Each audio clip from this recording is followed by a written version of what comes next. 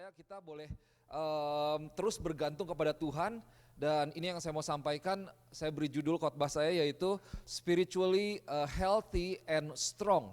Saya percaya kita sebagai umat Tuhan kita perlu sehat secara roh. Jadi di dalam roh kita ini kita perlu menjadi pribadi-pribadi yang sehat dan kuat, bukan hanya sehat dan kuat secara fisik atau terhibur secara jiwa, tapi kita menjadi orang-orang yang dalam roh kita kuat. Ada amin ya. Oke, sebelumnya kita tundukkan kepala kita sekali lagi, kita berdoa, kita minta Roh Kudus boleh memberikan hikmat kepada setiap kita. Bapa, di dalam nama Yesus kami berdoa Tuhan, Roh Kudus bekerja kepada setiap kami sehingga firman Tuhan boleh terbuka, kami boleh mengalami Tuhan dan Tuhan berbicara secara pribadi Tuhan. Semakin dikuatkan, kami boleh memberikan komitmen yang baru terus untuk kami boleh mengikuti Tuhan, dan jemaat Tuhan, gereja Tuhan boleh bertumbuh semakin dewasa di dalam Engkau. Di dalam nama Tuhan Yesus hamba berdoa, haleluya, amin, amin. Nah saudara yang kasih Tuhan, saya mau mulai dengan apa yang sedang kita alami pada hari-hari ini, bahwa kita tahu kondisi sekarang di mana bukan hanya di satu rumah, bukan hanya di satu kota, bukan hanya di satu negara bagian atau bahkan negara, tetapi di seluruh negara. Ini ada yang dibilang dengan namanya, ada istilahnya, ada yang pandemik sama epidemik ya. Bedanya itu epidemik itu terjadi di dalam satu daerah dan memang angkanya itu bertumbuh terus gitu. Tapi itu masih terkendali. Kalau yang namanya pandemik itu tidak bisa dibatasi dan di seluruh negara, jadi lebih luas lagi, lebih tidak terkendali lagi. Nah yang terjadi hari-hari ini nih, ini yang dengan COVID-19 ini adalah sebuah pandemik di mana kita tahu udah di seluruh negara, di mana-mana, dan penyebarannya itu ya istilahnya sangat cepat juga, dan itu disebut dengan sebuah pandemik. Nah saya lihat gereja Tuhan itu perlu tanggap dan perlu berperan aktif ya, perlu mengambil bagian, perlu bertanggung jawab juga di dalam hal ini. Maksudnya apa? Ketika saya katakan bertanggung jawab, kita tahu di Alkitab dikatakan bahwa kita perlu berdoa untuk kesejahteraan kota, karena kesejahteraan kota itu adalah kesejahteraan kita juga. Dan diri kita sebagai gereja Tuhan, kita juga memiliki sebuah tanggung jawab untuk membawa damai Tuhan, untuk menyampaikan berita yang baik, menenangkan, encouraging orang, betul ya? Itu adalah tanggung jawab dari setiap kita. Belum lagi kalau kita lihat bahwa gereja ini adalah garam dan terang dunia. Gereja yang seharusnya memiliki peran untuk membawa sebuah perubahan, at least dengan pesan-pesan, dengan perkataan-perkataan, dengan kehidupan yang membuat orang itu tidak menjadi lebih takut, tetapi memberikan sebuah encouragement dalam kehidupan banyak orang. Jadi kita sebagai gereja Tuhan, kita jangan sampai ignore, kita jangan takut berlebihan, tapi kita encourage people, spread the good news, spread the words of God, karena itu adalah bukan perkataan biasa tetapi firman yang hidup yang menyentuh ke dalam setiap roh dan mengubahkan kehidupan banyak orang. Nah saudara yang kasih Tuhan, kalau kita lihat COVID-19 ini adalah sebuah virus ya.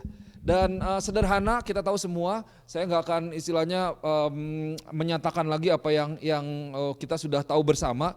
Tapi saya mau bawa dalam sebuah pengertian seperti ini. Virus ini memang bisa membuat kita, kalau kena kita sakit, dan tentu ada konsekuensi, ada akibat. Bisa menyebabkan, kalau dibilang bisa sampai meninggal nggak? Ya bisa. Kenapa? Kuncinya orang bisa sampai meninggal. Itu ketika dia tidak memiliki sebuah daya tahan tubuh yang baik, betul ya. Makanya kalau dilihat, kalau kita kena istilahnya resiko terbesar itu terjadi kepada orang-orang yang umumnya elderly, karena secara tubuh kondisi mereka lebih menurun. Tapi kalaupun kita kena misalnya dan saudara memiliki daya tahan tubuh yang baik, memiliki fisik yang baik, tubuh yang sehat, kemungkinan besar di atas 92% kalau tidak salah ya, kira-kira, tapi besar sekali kemungkinannya saudara akan recover dan akan sembuh, begitu. Jadi ini bukan satu hal bahwa kena mati gitu, seolah-olah kan seperti itu ya, kalau kena mati, enggak. Itu bergantung juga bagaimana kita, kondisi fisik kita. Nah kemudian kalau dilihat pengertiannya bagaimana nih supaya kita tidak sakit, ya kembali bahwa kita perlu punya sebuah daya tahan tubuh yang baik, kita perlu punya sebuah antibodi yang baik, begitu. Antibodi yang baik. Jadi kalau kita sehat, antibodi kita baik, bahkan ketika kita kena sekalipun, itu dibuktikan bahwa kemungkinan kita untuk sembuh itu besar sekali. Begitu. Tapi bukan berarti tentu kita ignore dan kita tidak waspada, tidak berjaga-jaga ya. Tetap dengan segala apa hal yang bisa kita lakukan secara maksimal. Nah, tapi saudara yang dikasih Tuhan, kalau kita lihat ternyata sebenarnya terlepas dari tadi saya sampaikan bahwa ada banyak sekali yang virus yang telah terjadi di dunia ini begitu. Dan hari ini ada pandemik ini yaitu COVID-19. Tetapi kalau saudara lihat ada hal yang lebih berbahaya yang bisa membuat orang paralyzed, bisa membuat orang tidak melakukan apa-apa, membuat orang bisa jadi shutdown atau freeze dan bertindak secara irasional, bertindak secara tidak istilahnya dia tidak ya orang bisa menjadi aneh-aneh, yaitu ketika orang berada di dalam satu kondisi atau dikuasai dengan satu kondisi yaitu namanya ketakutan atau fear. Saya sempat sampaikan kayaknya bulan lalu ya, overcoming fear. Bagaimana kita mengatasi ketakutan yang ada di dalam diri kita. Jadi kalau kita lihat ada hal yang lebih berbahaya sebenarnya daripada COVID-19 ini, yaitu yang namanya fear atau ketakutan. Jadi ternyata fisik bisa sehat, badan bisa kuat, bisa berotot gitu ya, bisa besar, tetapi jiwanya itu dipenuhi dengan ketakutan. Dipenuhi dengan ketakutan. Dan ternyata memang banyak orang bisa jadi sehat secara fisik, mereka rajin ke gym dan lain sebagainya, makan baik, tetapi lemah di dalam roh atau mental mereka begitu. Karena mereka takut, mereka bertindak tidak seperti biasanya, tindakannya irasional, tindakan yang tanpa hikmat, tindakan-tindakan yang didasari oleh rasa takut gitu. Kita tahu ini sekarang dengan begitu diumumkan kemarin sekolah libur, wah itu langsung supermarket penuh semua, lapangan parkir penuh, orang nyerbu supermarket semua karena takut ya. Kalau menurut saya ya oke sih untuk stok barang ya karena kita bisa waspada juga. Tapi jangan sampai belinya yang berlebihan, bahkan sampai ada yang dijualin kan. Dijualin di manalah yang bisa memungkinkan untuk menjual dan harganya justru take advantage of the situation. Nah itu udah keterlaluan begitu. Tapi jangan sampai dengan ketakutan yang ada di dalam diri kita sehingga kita bertindak yang tidak rasional begitu. Di luar pikiran yang normal begitu. Jadi kalau kita lihat bahkan sampai hari ini dan sebenarnya dari dulu-dulu ada banyak orang yang terinfeksi. Kalau saya mau katakan ada orang yang kena atau menjadi korban yaitu orang yang terinfeksi dari takut ini lebih daripada segalanya. Dan kalau saudara lihat di dalam Alkitab, di dalam kitab 2 Timotius pasal yang pertama ayat yang ke-7, ketakutan itu adalah roh. Nah, firman Tuhan katakan demikian. For God has not given us a spirit of fear. So fear is a spirit. Tuhan tidak memberikan kepada kita roh ketakutan, but of power and love and of a sound mind. Bahasa Indonesianya dikatakan bahwa melainkan roh yang membangkitkan kekuatan, kasih, dan ketertiban. Jadi Tuhan tidak memberikan kepada kita roh ketakutan. Tapi roh ketakutan itu ada. Kalau begitu dari siapa? Tentu dari iblis karena bukan dari Tuhan. Dan iblis akan terus mencoba untuk memberikan roh ketakutan ini kepada orang-orang sehingga orang bisa jauh daripada Tuhan dan ya tujuannya pada akhirnya jauh daripada Tuhan, tidak mengandalkan Tuhan tetapi mengandalkan dirinya sendiri begitu. Mari kita lihat bahwa roh ketakutan ini dia sudah berkuasa bukan hanya pada saat ini tetapi dari zaman dahulu kala lewat situasi-situasi yang ada. Dan kalau seseorang sudah dikuasai sedemikian rupa dengan roh ketakutan, wah maka dia akan seperti tadi dia bisa diam, tidak melakukan apa-apa, tidak berani mencoba, tidak akan maksimal dalam hidupnya, menjadi orang yang gagal mungkin dan banyak hal bisa terjadi. Nah saudara lihat takut itu adalah roh. Dan takut itu juga adalah virus sebenarnya. Kenapa saya katakan virus? Virus menyebar, betul? Roh ketakutan menyebar enggak? Menyebar. Roh ketakutan itu menyebar, dia menular dan ditularkan. Kalau kita ngobrol sama orang, begini, oh iya Terus nanti ada tanya, karena abis udah ngobrol sama dia, udah baca ini, saya jadi takut juga. Nah nyebar. Sama kayak virus, benar enggak? Nyebar, bahkan luar biasanya kalau virus yang fisik, COVID-19 misalnya, itu menyebar dengan sentuhan. Atau misalnya saya pegang, saya kena, terus saya pegang, terus saudara pegang lewat fisik. Dia tidak menyebar lewat udara gitu ya. Makanya social distancing itu masih oke, 6 feet katanya, 6 kaki lah gitu. Sementara kita tidak bersentuhan. Jadi makanya disarankan cuci tangan, pakai hand sanitizer dan jangan lap-lap muka gitu. Atau kalau habis ketemu dengan orang, salaman sama orang atau pegang barang begitu, kemudian sering-sering pakai hand sanitizer. Tapi kalau secara ngobrol begini, dia tidak menyebar lewat udara gitu. Itu yang perlu kita mengerti itu gitu. Tapi ketakutan dia bukan menyebar lewat udara atau gimana, bahkan lewat WhatsApp aja menyebar. Kalau ini nyebarnya langsung, ini bisa nyebarnya dari Amerika langsung nularinya ke Indonesia. Wah, kita takut satu orang, kita WhatsApp ke keluarga semuanya, wah berita-berita yang membawa ketakutan itu nyebar. Keluarga bisa langsung forward. Wah, itulah lebih bahayanya roh ketakutan. Karena dia bisa menyebar, wah tidak terbatas dengan lingkungan, tidak terbatas dengan kota atau negara. Dia bisa menyebar bahkan lewat sosial media dan lain sebagainya. Jadi korbannya itu sebenarnya lebih banyak daripada virus fisik yang ada di dunia ini atau yang pernah ada di dunia ini. Dan kembali, saudara lihat kebenarannya adalah yang pertama, Tuhan tidak memberikan kepada kita roh ketakutan. Ada amin. Jadi takut itu bukan dari Tuhan. Nah, saya mau sampaikan perlu kita mengerti bahwa ada perbedaan antara takut dan waspada. Bukan berarti ketika kita istilahnya was-was gitu ya. Ya takut dalam arti kita sebenarnya waspada gitu. Dan kita melakukan tindakan-tindakan karena kita berjaga-jaga, karena kita waspada. Kita being cautious ya, precaution, tindakan-tindakan yang pencegahan gitu. Tetapi maksudnya ketika kalau kita takut itu kita dikuasai ketakutan sedemikian rupa sehingga kita mengambil tindakan yang tidak masuk akal itu tadi. Begitu. Sehingga kita akhirnya wah udah menyendiri, menyepi. Saya lihat kayak kalau kita nggak bisa apa-apa ya. Ini ada berita nggak tahu benar nggak tahu enggak. Ronaldo katanya beli pulau dan dia sekeluarganya tinggal di pulau. Kalau kita nyarinya masker dia nyarinya pulau kali. Enak, pulaunya bagus juga saya lihat, keren banget loh ada pantainya. Udah di situ aja nggak akan ada bisa virus masuk kecuali makanannya dipegang orang dan seterusnya bla bla bla gitu. Tapi kan saudara lihat kembali bahwa Tuhan tidak memberikan roh ketakutan kepada kita. Meskipun itu bukan berarti kita tidak waspada atau tidak berjaga-jaga. Tetapi Alkitab katakan bahwa Tuhan memberikan roh yang membangkitkan kekuatan. So, but of power. Tuhan memberikan kepada kita roh yang membangkitkan kasih sebenarnya. Roh yang membangkitkan atau membawa ketertiban. Jadi sebenarnya kalau kita punya roh Tuhan, kita nih nggak akan jadi orang yang nggak tertib. Nggak tertib kan, wah jangan sampai ada yang kedapatan gitu nanti sampai masuk Quran, wah jemaat ini, gereja ini, wah rebutan tisu sampai berantem gitu ya. Wah ngantri di depan pintu begitu, pintu dibuka lari gitu, wah kayaknya jadi nggak tertib begitu, jadi rame begitu.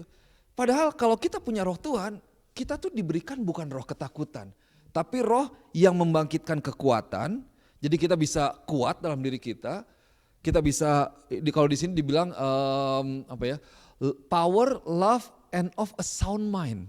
Sound mind itu berarti ya pikirannya benar gitu, nggak jadi gila gitu ya, nggak jadi aneh-aneh gitu. Itu yang diberikan Tuhan kepada kita. Nah hari-hari ini kita bisa cek apakah kita dikuasai oleh roh ketakutan atau roh yang membangkitkan kekuatan, kasih dan ketertiban itu sendiri. Atau secara umumnya apakah roh Tuhan yang menguasai kita atau roh ketakutan yang menguasai kita. Tapi yang pasti bahwa Tuhan tidak memberikan kepada kita roh ketakutan. Itu adalah yang dari iblis. Dan ketika kita bergantung kepada Tuhan, kita berharap kepada Tuhan, kita bertindak berdasarkan apa yang Tuhan katakan dalam diri kita, maka hidup kita akan terlepas dari apapun yang terjadi, kita bisa tetap mengambil keputusan dengan baik, dengan benar, dan ya ikut terlibat dengan untuk kebaikan bersama gitu. Nah saudara yang dikasih Tuhan, ada kenyataan yang terjadi, ini sebuah fakta yang tidak bisa dipungkiri dan hal yang harus terjadi dalam diri kita. Faktanya apa? Tentang kondisi fisik kita, kondisi jasmani kita. Bahwa kondisi jasmani itu pasti akan menurun seiring dengan umur kita, betul ya? Sekuat-kuatnya saudara seiring dengan umur, ya semangat sih 45 gitu. Tapi sekarang mau main badminton juga aduh kayaknya kok dulu nyampe sekarang gak nyampe gitu ya. Rada beda gitu. Mau nekuknya dulu kayaknya bisa jauh gitu, sekarang gak nyampe. Ya gak bisa dibohongin bahwa umur tidak bisa berbohong gitu. Kayak dulu lari masih kuat, sekarang udah gak kuat gitu. Sekarang kok gampang ngos-ngosan, iya udah 4 lebih gitu, kepala 4 beda dengan kepala 2 gitu tentunya. Nah itu sebuah fakta yang terjadi. Bahwa seiring dengan umur tentu kondisi fisik kita itu akan semakin menurun. Meskipun kita tetap menjaga sedemikian rupa, tetapi saya lihat bahwa ada orang yang umurnya 80 tahun, tapi dia lebih kuat dari ketika dia umur 30 tahun. Kan gak mungkin ya, setuju gak? Gitu. Meskipun masih tetap kuat, tapi saya percaya waktu muda lebih kuat lagi berarti. Justru karena mudanya kuat, tuanya bisa kuat. Tapi tetap bahwa kita menurun secara kondisi fisik kita itu menurun seiring dengan umur. Bagaimana dengan kondisi kerohanian kita? Apakah hal yang sama itu harus terjadi? Dengan kekuatan roh kita, dengan kesegaran fitnya roh kita. Apakah semakin lama kita ikut Tuhan, semakin lama kita ke gereja, apakah kondisinya sama bahwa kondisi kerohanian kita itu tetap menurun? Saya percaya tidak, betul? Saya percaya justru sebaliknya bahwa semakin kita mengikut Tuhan, semakin kita lama di dalam kita mengikut Tuhan, seharusnya roh kita itu semakin kuat. Setuju gak? Seharusnya kita semakin kuat, meskipun fisik kita semakin lemah, tapi kondisi di dalam kita itu harusnya semakin kuat karena kita semakin sadar akan Tuhan. Kita semakin bertindak dengan firman Tuhan, semakin memakai kuasa Tuhan. Kita tidak lagi dengan mudah diombang-ambingkan oleh pengajaran yang ada, tidak lagi mudah ditakutkan oleh berita-berita yang tidak berdasarkan fakta misalnya. Well, saudara kalau lihat semut aja orang bisa takut loh. Apapun bisa jadi takut gitu. Jangan sampai saudara nggak bisa tidur bahwa aduh nanti kalau saya tidur gimana ini atap nimpa saya nggak ya gitu. Kalau orang takut nggak akan bisa melakukan apa-apa begitu. Nah itu bahaya. Nah tetapi kondisi rohani seharusnya semakin naik dan semakin kuat seiring dengan umur kita, seiring dengan apakah ya fisik kita lama ikut Tuhan atau kita umur bertambah, terlepas daripada kondisi jasmani, tetapi kekuatan roh, kesegaran roh itu harusnya semakin menaik dan semakin meninggi dan semakin kuat dalam diri kita. Kalau kondisi tubuh lemah, tentu kita rentan terhadap penyakit, betul ya? Bicara tentang antibodi tadi. Sebenarnya sama juga. Ketika kondisi rohani kita lemah, maka diri kita itu rentan terhadap masalah, rentan terhadap tantangan, rentan terhadap ujian atau tekanan-tekanan hidup. Gitu. Coba saudara perhatikan, kalau engkau lagi jauh daripada Tuhan, saya perhatikan diri saya sendiri, saya lebih mudah marah loh. Marah terhadap diri sendiri, mungkin ekspresi saya tidak meluap-luap, tidak seperti itu. Tapi saya bisa kesal sendiri, saya bisa marah sendiri, nanti kerjaan gak benar. Gitu. Tapi kalau lagi hubungan baik dengan Tuhan, well, kayaknya hal yang sulit pun bisa jadi mudah. Gitu. Karena ada tuntunan Tuhan, ada hikmat yang daripada Tuhan. Itu ketika kita lagi sehat. Tapi kalau kita lagi nggak fit secara rohani, aduh masalah sedikit aja dengar, kamu tuh katanya kata si ini kamu diomongin loh, wah kayaknya kesinggungnya langsung minta ampun gitu ya, wah langsung kayaknya bapernya, kayaknya sakit hati banget gitu. Tapi kalau lagi sehat, baru pulang gereja dengar khotbah gitu, yang gitu mah, masuk kuping kiri keluar pipi kanan, telinga kiri gitu, telinga kanan gitu. Kayaknya nggak ada efeknya, masa gitu aja kamu kesinggung sih, wah kayaknya kuat gitu ya. Tapi kalau lagi jauh daripada Tuhan, roh kita lemah, kondisi kita tidak kuat spiritually, maka kita akan dengan mudah jatuh, apalagi kalau ada tekanan-tekanan hidup. Dan jangan lupa saudara, sama sebenarnya dengan kondisi fisik yang memerlukan stamina. Stamina itu ya endurance ya. Sebenarnya ada masalah yang kita hadapi, kalau kita lihat itu perlu yang namanya stamina rohani. Betul ya? Kita berdoa seringkali bukan, ada hal-hal yang berdoanya bukan hanya 1-2 hari atau 1-2 minggu atau 1-2 bulan. Tapi mungkin bertahun-tahun engkau perlu doakan itu. imani itu di dalam Tuhan. Itu berbicara tentang stamina. Tapi kalau stamina rohanimu tidak kuat, setelah beberapa saat mungkin engkau akan, aduh ya udah deh, capek deh. Gitu. Pelari jarak pendek 100 meter suruh lari maraton 10 kilo, belum tentu kuat. Ototnya juga beda. Mungkin dalam kilometer kesekian, aduh capek juga ya. Kalau staminanya tidak kuat, wah ya bisa berhenti. Setiap kita akan dengan mudah dikalahkan oleh masalah atau tekanan yang kita terima dalam hidup kita. Nah, kalau begitu bagaimana kita dapat sehat dan kuat secara rohani? How can we be healthy and strong spiritually? Nah, ini yang saya mau sampaikan sore hari ini. Ada 3 poin aja, gak usah banyak-banyak. Karena katanya kalau 2 kesedikitan, 4 kebanyakan ya. Nanti ngingetnya juga repot. Saya coba sekarang cuma 3, kalau perhatiin belakangan saya 3 gitu. Dari 7 kalau bisa jadi 3, ya 1 ada stripnya lah 2 gitu. Tetap poinnya 3 gitu. Oke, ini yang pertama yang perlu kita lakukan. Yaitu kita perlu punya yang namanya healthy diet, healthy eating. Healthy eating itu ya kita pakai ilustrasi yang sama ya, kita bandingkan yang sama. Antara kondisi jasmani dengan kondisi rohani gitu. Kondisi jasmani kalau kita mau sehat, healthy diet ini seringkali juga kita salah pengertian. Bukan berarti kita nggak makan nggak apa. Diet itu bahasa Indonesianya tuh pola makan sebenarnya. Jadi pola makan yang sehat, bukan diet untuk ngurusin badan gitu, bukan gitu. Jadi perlu punya pola makan yang sehat gitu. Pola makan atau asupan yang sehat. Kalau orang perlu sehat, mau sehat ya wajar dong makannya mesti sehat. Kalorinya dan lain sebagainya. Kita di Amerika diajarin untuk sekarang kalau beli produk makanan kan ya sekali-sekali kita lihat labelnya gitu ya. Dulu di Indonesia mana pernah peduli amat.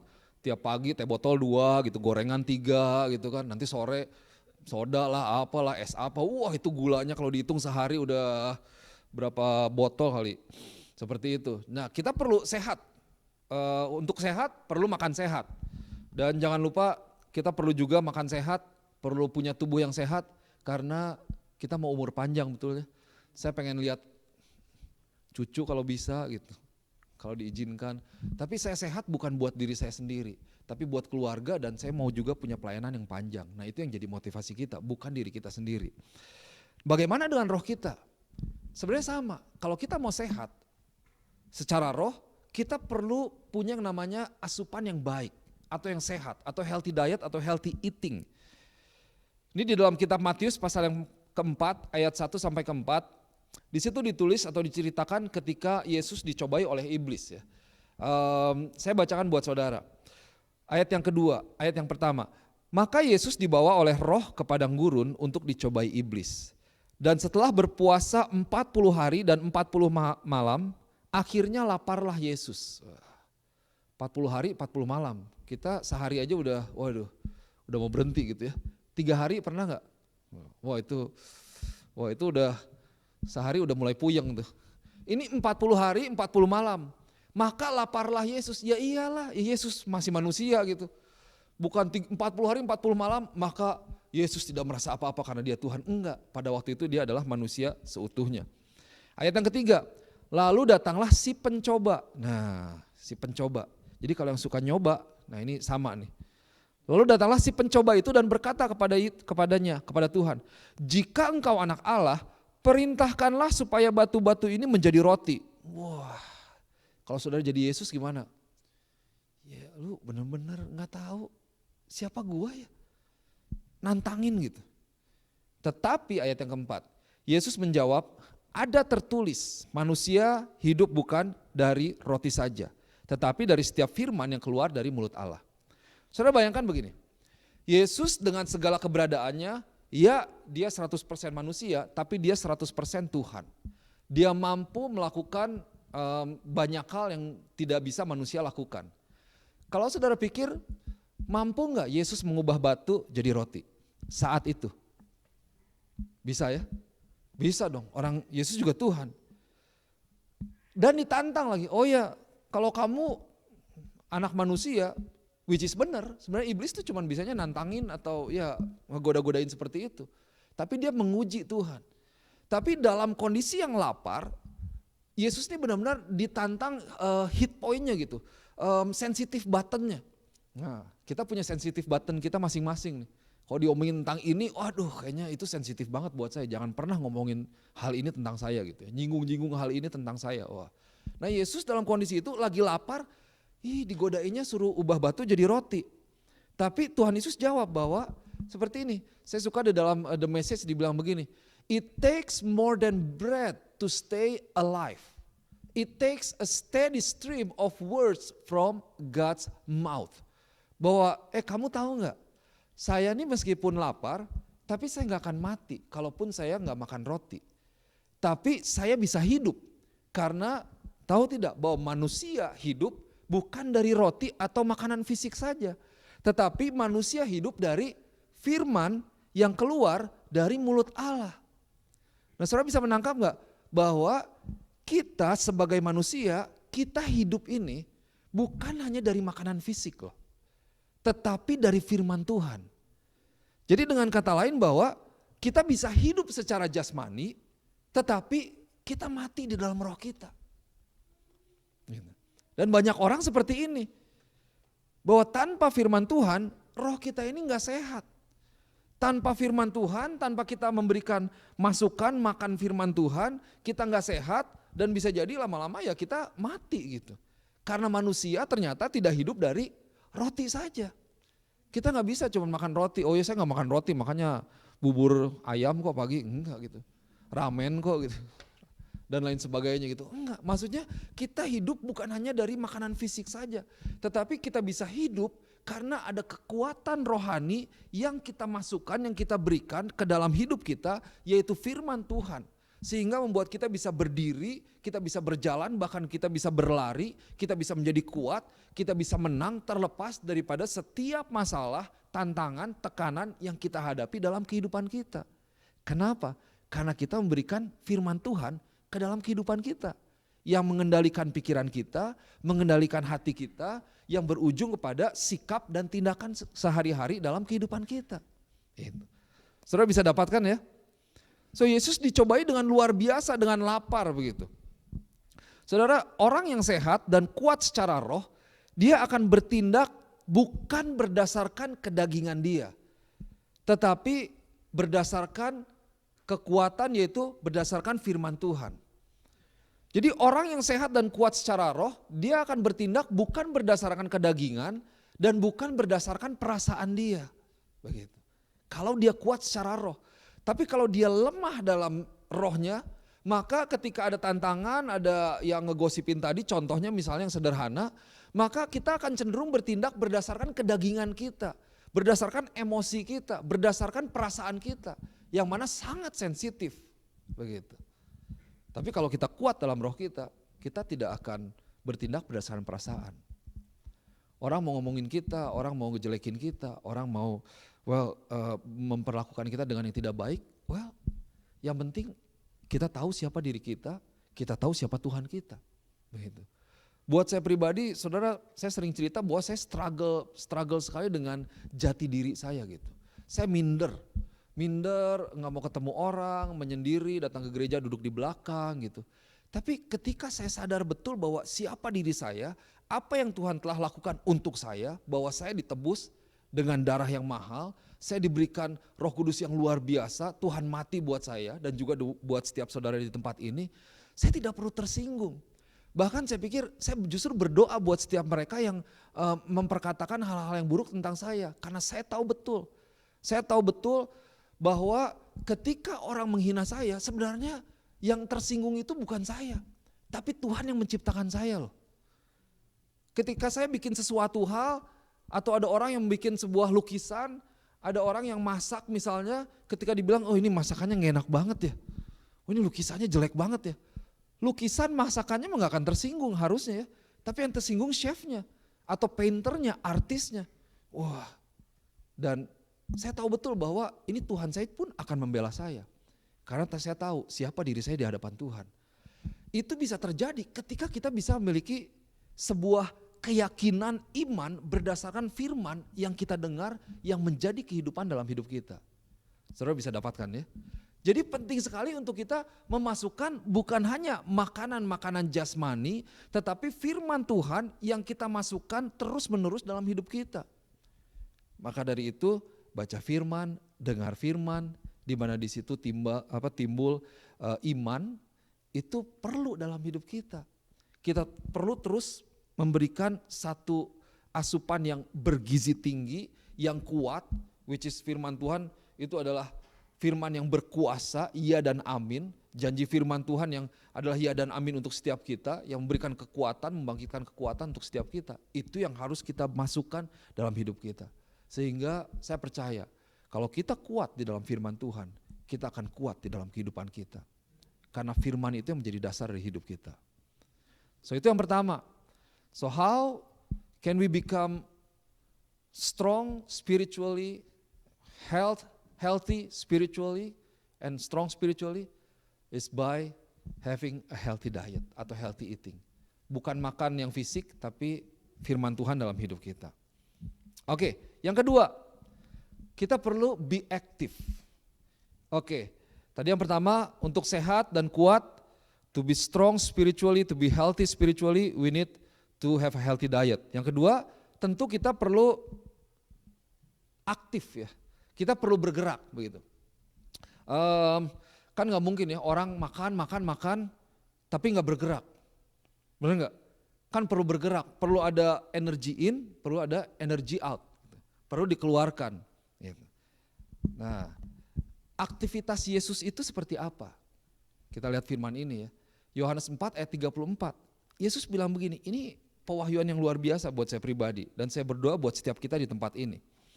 Yesus bilang begini, makananku adalah melakukan kehendak Dia yang mengutus aku dan menyelesaikan pekerjaannya. Jadi makanan Tuhan, kalau tadi firman Tuhan ya, ini yang berikutnya makanan Tuhan itu melakukan. Coba katakan melakukan. Kedua, makanan Tuhan adalah menyelesaikan. Nah, jadi makanan Tuhan, makananku adalah melakukan kehendak Dia dan menyelesaikan pekerjaannya. Itu yang menjadi makanan Tuhan. Jadi dalam kehidupan Yesus, kemanapun Dia pergi kita bisa lihat, Dia melakukan kehendak Tuhan.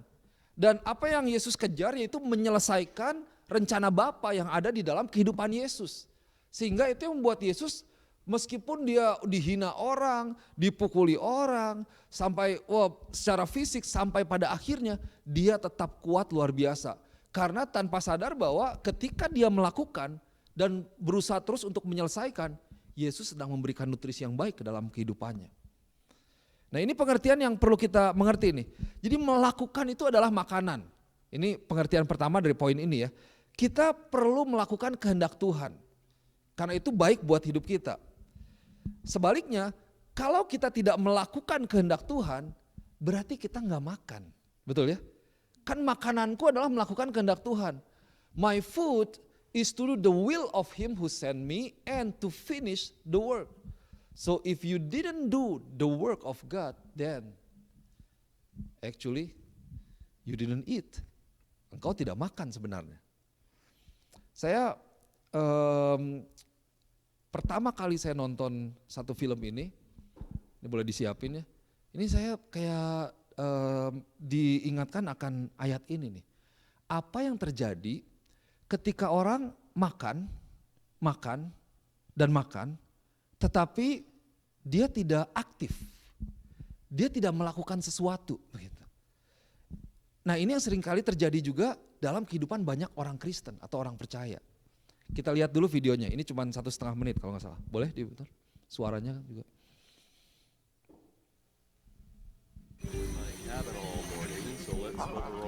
Driving range and hit a few virtual balls into space. Now, we did that yesterday. I don't want to do that.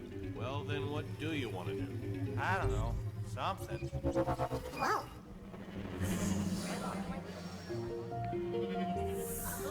Make a play scream. No, it doesn't sound. Look, I'm tired of it. Alex, wake up. If you can't fool the straw, you have to decide any good.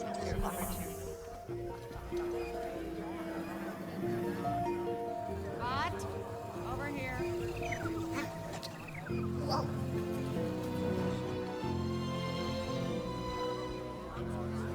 Hello? Tunnel. I'm in a tunnel. I can't hear you. There you are.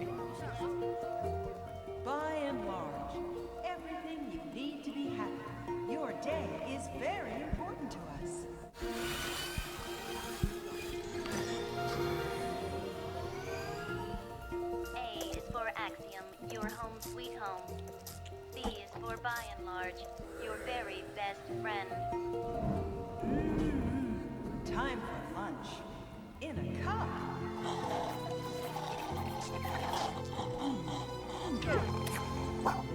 Feel beautiful. It's the new year. Stunning, right? I know, honey.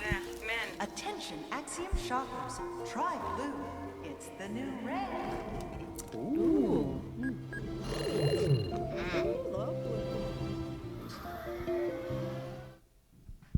Nah, ini filmnya Wall-E, bagus kartunnya. Saudara lihat gini, tadi di situ saudara lihat ya, semuanya itu ada di depan dia gitu. Bahkan nggak perlu begini-begini lagi. Kalau kita masih begini ya, ini udah lebih canggih, cuman pakai jarinya aja udah sampai besar-besar sekali gitu. Mau minum datang dianterin, set gitu. Nggak usah ngambil, nggak usah nunggu, pokoknya udah jadi.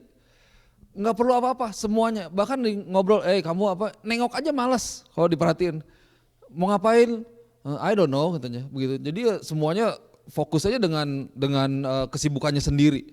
Terus dibilang bahwa tadi ada ditulis, everything you need to be happy katanya. Your day is important to us. Jadi mereka pokoknya semuanya disediain. Sampai sudah lihat, mereka semuanya tinggal duduk aja diem. Sebenarnya ada satu scene lagi di mana satu orang ini jatuh gitu. Jatuh karena dia mau melakukan sesuatu tapi nggak bisa bangun. Karena nggak pernah bergerak.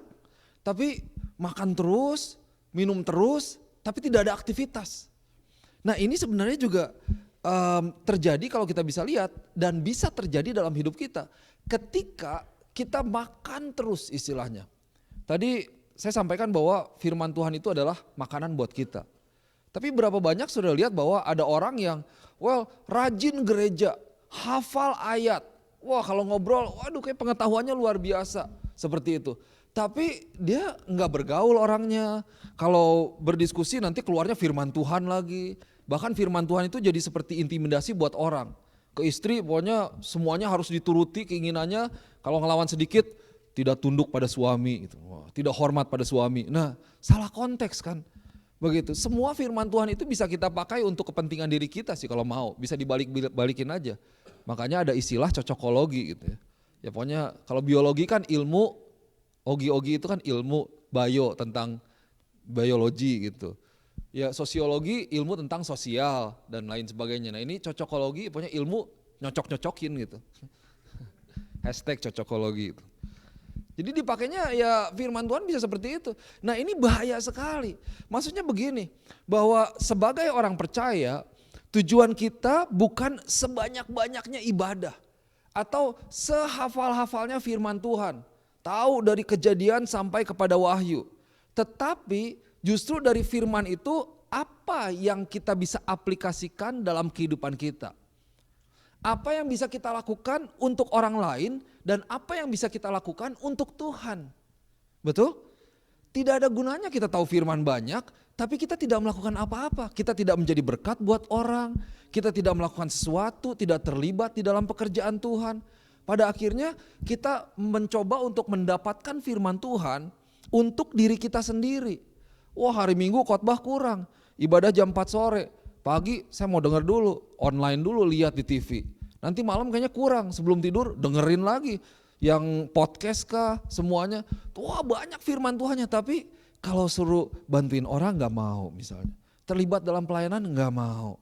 Pokoknya ini firman bagus. Akhirnya seperti itu tadi. Ini ilustrasi yang luar biasa sebenarnya. Bahwa ada banyak kali kita bisa terjebak dalam kondisi seperti ini di mana kita fed atau stuffed terhadap makanan rohani, banyak tahu, tapi karena kita tidak ada bergerak, itu akhirnya menjadi satu hal yang buruk buat diri kita sendiri, enggak sehat. Tapi untuk kita sehat, kita perlu aktif. Soalnya, kita perlu aktif.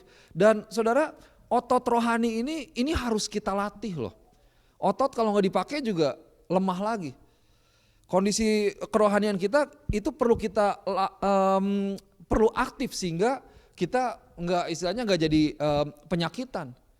Jangan sampai orang menjadi gemuk secara rohani, penyakitan karena mungkin mabok firman Tuhan gitu ya. Kebanyakan firman Tuhannya jadi pusing sendiri gitu. Pernah nggak ketemu orang kayak gitu? aduh ini kayaknya kebanyakan firman nih. Kadang saya ada ketemu 1-2 orang, dia kayak saking pinternya tapi aplikasi dalam kehidupannya nggak ada yang benar gitu.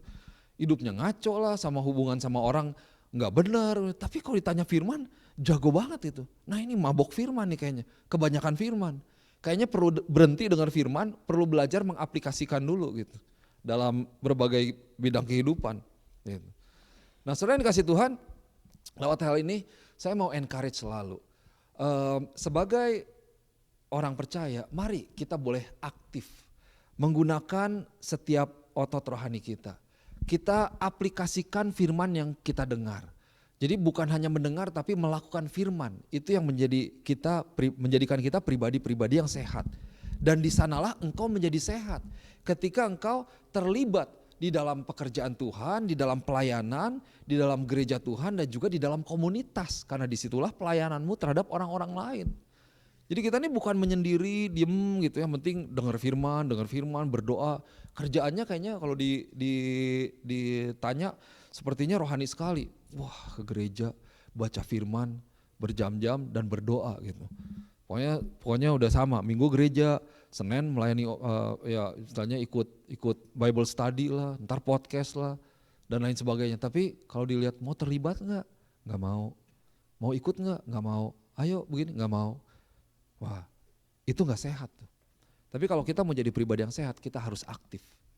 So Tuhan memberikan kepada kita semua talenta dan karunia yang luar biasa. Pakai itu untuk memberkati banyak orang. Pakai itu untuk pekerjaan Tuhan.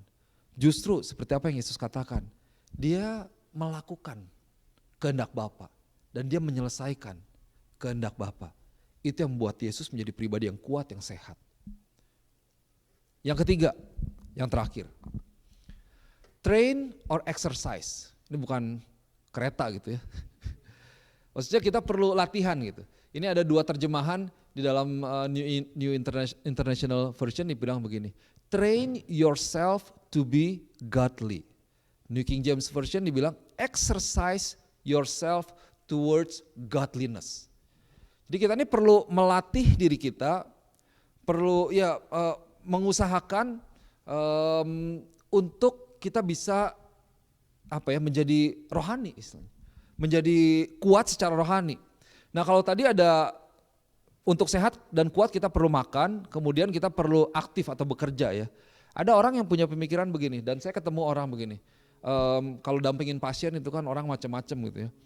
Oh ya tapi Pak saya kan setiap hari juga kerja, saya bergerak. Saya jalan banyak loh Pak, kesini. Oh ya benar gitu, ya saya dengerin aja gitu ya. Terus dia ngomong ke dokter, ya nanti disampaikan aja ke dokter, saya bilang gitu. Kan saya bukan dokternya, nah orang kan curhat segala macam. Begitu disampaikan ke dokter, nah dokternya baru ngomong, kerja itu beda sama olahraga katanya. Betul, memang aktivitasnya fisik sama, jalan sama, tapi beda. Olahraga dengan bekerja itu beda. Jadi aktif melakukan kegiatan sehari-hari dengan benar-benar kita mengkhususkan untuk olahraga gitu. Misalnya treadmill kah apapun itu beda. Nah yang perlu kita lakukan juga supaya kita sehat dan kuat secara rohani bukan hanya makan, bukan hanya aktif tapi juga kita exercise, berolahraga istilahnya. Nah Paulus bilang begini, tetapi jauhilah tahayul dan dongeng nenek-nenek tua. Latihlah dirimu beribadah. Latihan badani terbatas gunanya, tetapi ibadah itu berguna dalam segala hal karena mengandung janji baik untuk hidup ini maupun untuk hidup yang akan datang. So, dibilang gini, but godliness yang hijau ya, New King James Version, godliness is profitable, menguntungkan for all things. Kalau mungkin makan menguntungkan untuk tubuh. Tetapi godliness untuk kita ibadah itu profitable, menguntungkan untuk banyak hal. For all things having the promise of the life that is now and that which is to come. Firman Tuhan katakan seperti itu. Jadi ibadah itu berguna dalam segala hal. Saudara jangan menganggap remeh loh. Kalau engkau datang ke tempat ini atau beribadah. Alkitab katakan berguna dalam banyak hal. Saya mau bukakan sedikit aja. Contohnya, buat saya dan buat setiap kita saya percaya ibadah itu kita perlu. Bahwa saya perlu beribadah sehingga saya merasa bahwa ini sebuah kebutuhan. Karena dalam ibadah ini saya tahu at least saya mendapatkan kekuatan dari firman Tuhan. Dan firman yang didengar itu tidak akan keluar dengan sia-sia. Itu membangkitkan iman. Jadi saya tahu kapanpun saya mendengarkan firman, saya beribadah, saya dikuatkan oleh firman Tuhan. Atau saya ditegur misalnya, itu pun satu hal yang baik. Kemudian dalam beribadah bersama-sama seperti ini, ada yang namanya corporate worship and corporate praising. Memuji, menyembah Tuhan bersama-sama. Itu satu kekuatan yang luar biasa, karena ada kuasa di dalam pujian dan penyembahan. Kemudian dalam kita beribadah, kita ketemu dengan orang-orang. Kita saling memberkati satu sama lain. Kita bisa cerita. Itu adalah satu kuasa yang terjadi juga dalam ibadah. Tidak terjadi ketika kita di rumah sendirian gitu ya, nonton gitu. Beda. Begitu. Maka dari itu benar dikatakan bahwa ini profitable for all things. Banyak sekali. Kita ketemu orang, bahkan kita bisa jadi punya hubungan bisnis misalnya, pekerjaan bisa jadi lebih baik dan lain sebagainya, saling memperlengkapi, saling memberkati satu sama lain. Benar firman Tuhan, berguna dalam banyak hal. Nah kemudian kita lihat begini, setelah Paulus katakan seperti itu ya, jadi kita perlu melatih diri kita untuk beribadah. Nah ini menarik nih, kan Paulus katakan begini, train yourself to be godly, exercise yourself to be godly.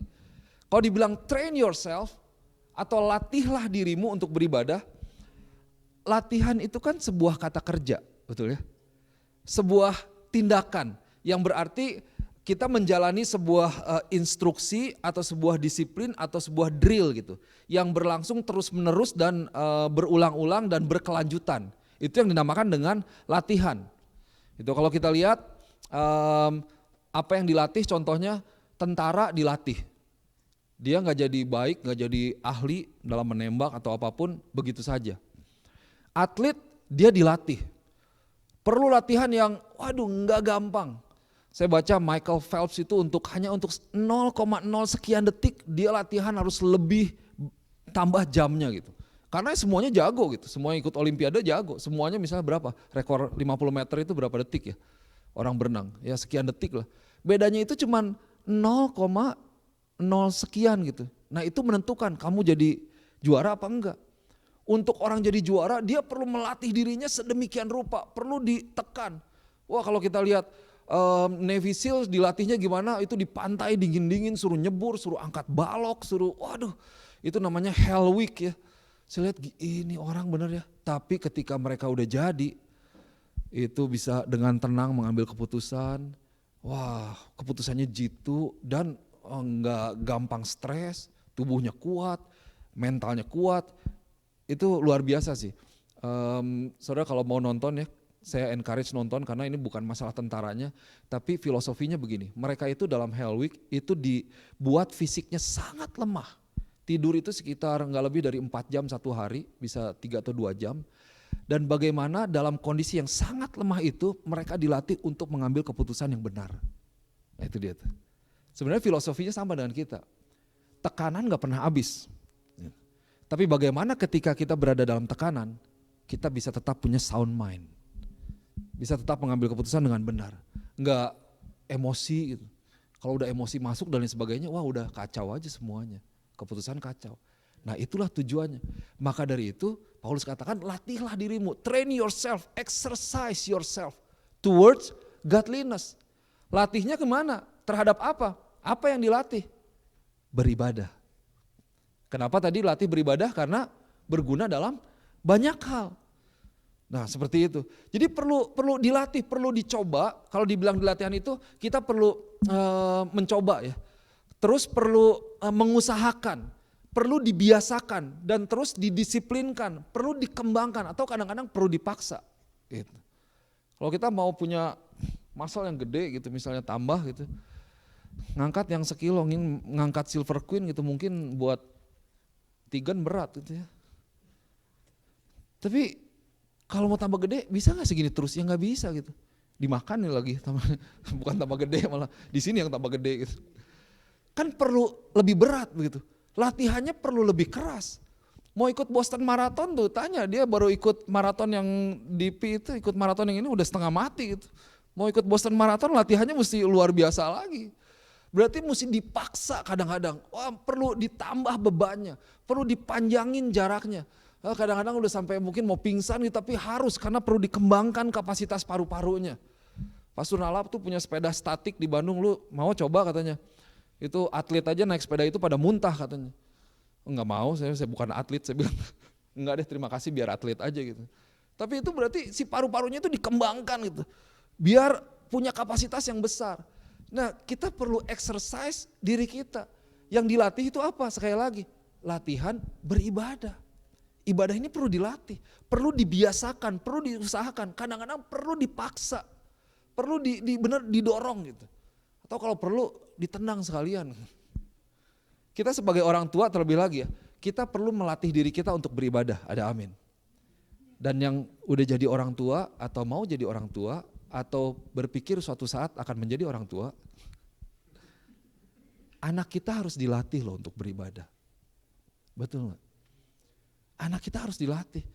Saya bilang, aduh, kadang-kadang udah berapa kali ada ulang tahun, nggak bisa Jeff. This is priority. Kesel, marah, merengut gitu kan, mulutnya panjang gitu. Ininya ketemu gitu. Wah, biarin aja. Toh yang mengendalikan saya, yang tahu siapa? Ya saya gitu. Yang tahu masa depannya yang baik siapa? Apakah mau ikutin emosi dia? Tapi saya melatih diri dia untuk beribadah. Karena ada satu quote yang dibilang, before you can do something out of joy, you have to do it out of discipline. Sebelum itu menjadi kesukaan, kita harus melakukannya dengan disiplin. Gitu. Olahraga orang yang dulu nggak suka olahraga, wah dipaksa, lama-lama kalau udah suka olahraga, begitu nggak olahraga nggak enak, benar nggak? Tapi perlu disiplin dulu tuh awalnya. Begitu udah ketemu enaknya, wah begitu nggak olahraga, ya nggak enak gitu. Dan demikian juga sebenarnya, waktu kita latih diri kita beribadah, kita udah tahu betul manfaatnya seperti apa, gunanya seperti apa, sehingga kita tidak akan mau meninggalkan ibadah. Dan kalau nggak ibadah tuh kayaknya nggak enak gitu. Jadi nggak bisa kita berhenti beribadah. Jadi kita terus, dan pada akhirnya itu menjadi sebuah kesukaan gitu. Orang paksa, orang tawarin yang lain-lain pun nggak bisa. Saya mau beribadah, mau ada ulang tahun, mau ada Patriot, nggak peduli. Ibadah lebih berguna. Gitu. Nah itu terjadi ketika apa? Ketika dilatih. Dan kalau orang yang namanya latihan, nggak bisa namanya latihan belang betong ya. Apa belang betong? Sekali dua kali every other day gitu. Sekarang latihan, besok enggak. Sekarang latihan, besok ya gimana lah kalau mendung, enggak deh, enggak datang ke gym gitu. Enggak ada dong, enggak ada orang yang jadi juara, atlet yang jadi juara kalau latihannya seperti itu. Setuju ya? Gitu. Dia mesti konsisten, mesti terus menerus gitu. Nah untuk diri kita, untuk menjadi kuat dan sehat secara rohani, kembali bahwa dalam hal ini lebih detail lagi, untuk kita bisa menjadi pintar, untuk mengerti firman Tuhan, untuk ya bisa jadi kuat sehat, kita di awalnya perlu mendengar berulang-ulang begitu. Kemudian mendisiplin, berusaha untuk melakukan firman Tuhan. Terus menerus, latih diri kita untuk beribadah. Dan firman Tuhan tadi katakan ayat 8, ibadah itu berguna dalam segala hal. Wah, mari kita mengerti firman ini. Ibadah itu berguna dalam segala hal karena mengandung janji baik untuk hidup ini maupun untuk hidup yang akan datang. Jadi bukan hanya sekarang, tetapi untuk masa depan kita. So, saudara yang dikasih Tuhan, untuk mengerti tiga hal ini, sebenarnya kita lihat aja dalam kehidupan jasmani kita. Untuk sehat, untuk kuat, kita perlu makan, kita perlu aktif, kita perlu olahraga, betul ya? Demikian juga di dalam kerohanian kita.